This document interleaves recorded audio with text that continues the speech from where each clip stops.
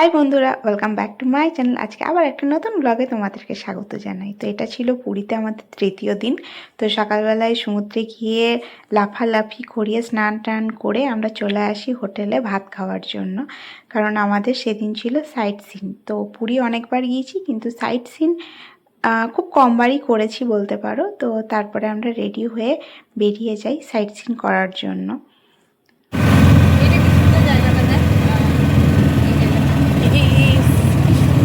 এটাই কি মোহনা? তাহলে ও এটা মোহনা। হ্যাঁ, এই জায়গাটাই আমি ভিডিওতে দেখছিলাম। এটা দেখাবেন না এসে?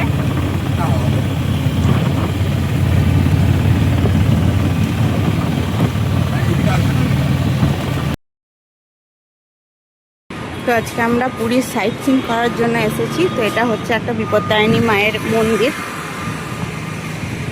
আর দূরে সমুদ্র।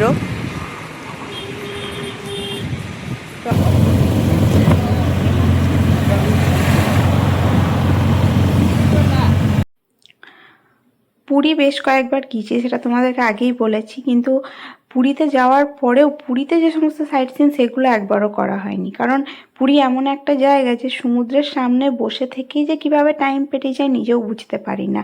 আর জগন্নাথ মন্দির তো আছেই। তো এই বছর ভেবেছিলাম পুরী যখন যাচ্ছি তো সাইট সিন তো অবশ্যই করতে হবে, কারণ অনেক জায়গায় আছে যেগুলো আমাদেরও দেখা হয়নি। তো এরকমই একটা জায়গা ছিল, একটা বিপত্তারিণী মায়ের মন্দির, সেখানে গিয়েছিলাম। তো তারপরে ফিরে এসে একটা শিব মন্দিরে ঢুকেছিলাম। তো এখানে প্রচুর ঠাকুর ছিল। আর এটা হচ্ছে আমাদের যে জ্যোতির্লিঙ্গ আছে তারই কিছু রূপ, মানে মহাদেব যেখানে যে নামে পূজিত হন তারই কিছু রূপ এখানে দেওয়া আছে সবগুলোই। তো এই মন্দিরটাও দেখেছিলাম। আর এখানে যেহেতু ঠাকুরের জায়গা, সেহেতু একদমই চুপচাপ থাকার নিয়ম আর কি। মানে খুব বেশি কথা বা শব্দ এরকম কিছু ছিল না, ওই জন্য আমি এখানে ভয়েস ওভারই দিচ্ছি। আর এই যে নারায়ণটা দেখছো, সেই নারায়ণটা বিশাল বড়, মানে ছবিতে জাস্ট বোঝা যাচ্ছে না যে কতটা বড়। এক একটা পা দেখলে বোঝা যায় যে কি বড় আকারের এই নারায়ণটা, স্বয়ং নারায়ণ। তো তারপরে আমরা এখানে মন্দিরে একটু ঘোরাঘুরি করি। এগুলো কি মাছ এখানে? এগুলো কি মাছ? এটা দেখে কেউ বলবে অরিজিনাল কচ্ছপ। দেখলাম বোধহয় মাছ ওই ভেতরে ঢুকে ওই মূর্তিটার সামনে ছবি তুলেছিল, দারুণ লাগলো। তো এখানে এই যে রাধাকৃষ্ণটা, এটা ছিল অপূর্ব সুন্দর। আর এই রাধাকৃষ্ণটা দোলনায় বসানো ছিল, যে কেউ চাইলেই রাধাকৃষ্ণটাকে দোলাতে পারে। আর এই যে প্রদীপটা দেখছো, এটা একটা বিশাল বড় প্রদীপ। আমি আমার জীবনে এত বড় প্রদীপ দেখিনি। তো সেখান থেকে বেরিয়ে আমরা চলে যাই গুপ্ত বৃন্দাবন। তো পুরী অনেক কয়েকবার গিয়েছি, কিন্তু গুপ্ত বৃন্দাবন আর যাওয়া হয়নি। সবাই বলে গুপ্ত বৃন্দাবন নাকি দেখার জায়গা। তো ভাবলাম যে এবার আমরাও দেখে আসি। তো এখানে আমাদের সমস্ত দেবদেবীর মূর্তি আছে। তো একটা বিশাল জায়গা। গুপ্ত বৃন্দাবন নাম করার পিছনে অনেকগুলো কারণও আছে। মানে পুরো জঙ্গলের ভিতরে সব কিছু সাজানো গোছানো, বেশ সুন্দর জায়গা। তো মহাভারতেরও কিছু গল্প যা আমরা পড়েছি মহাভারত থেকে, সেগুলোরও কিছু এখানে দেখলাম।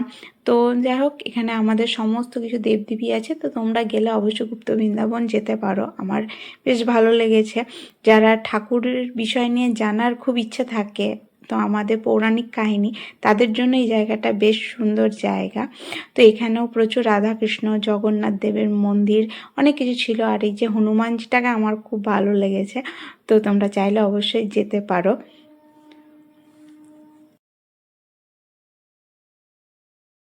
One hour later.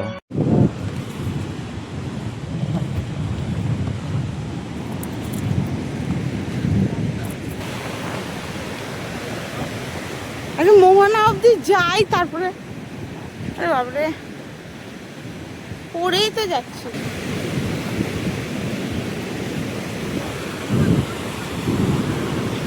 বিকেলবেলায় সমুদ্রকে দেখতে খুব সুন্দর লাগে।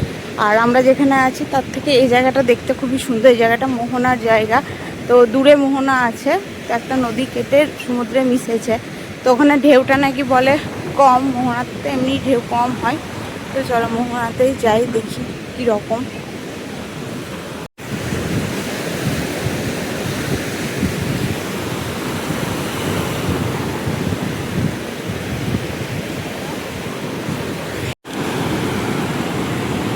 তো এই জায়গাটা হচ্ছে মোহনা, যে কারণে ঢেউটা খুবই কম।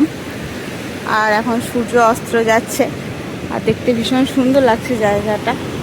তো এই জায়গাটা আমি প্রথম এলাম, মোহনায় এর আগে কখনো আসিনি। তো দূরে একটা নদী বলে নাকি কেটে সমুদ্রে মিশছে, তো চলো ওখানে যাওয়া যাক, দেখি কি হলো।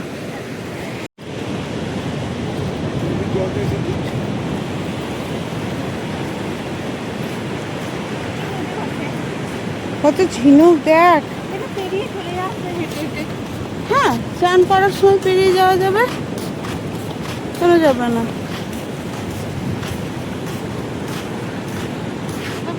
তো এই যে এটা হচ্ছে মোহনা।